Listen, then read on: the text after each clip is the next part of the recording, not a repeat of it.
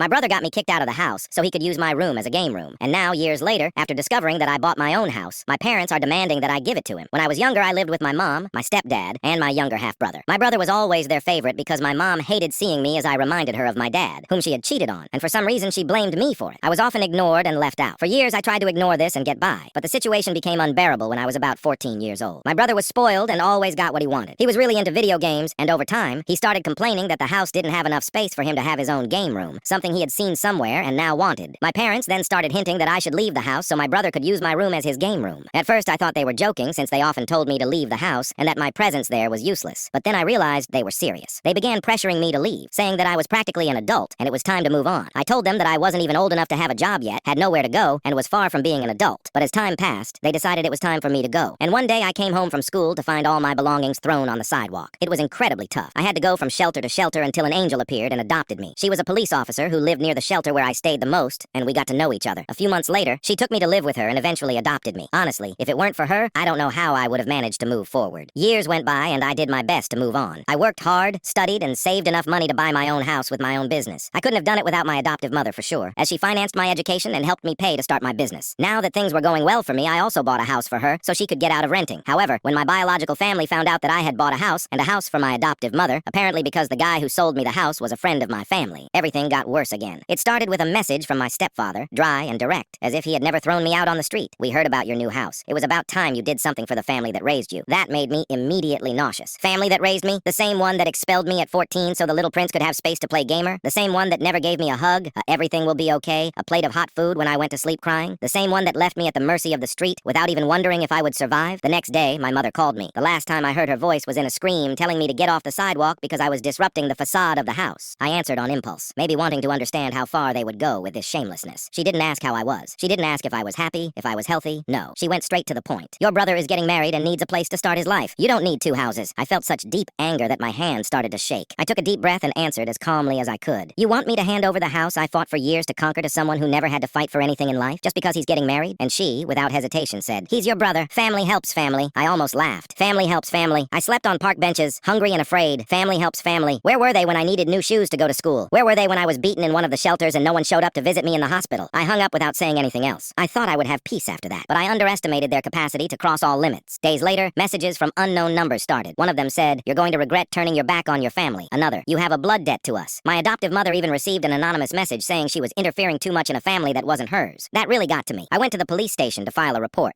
Full story on channel link below.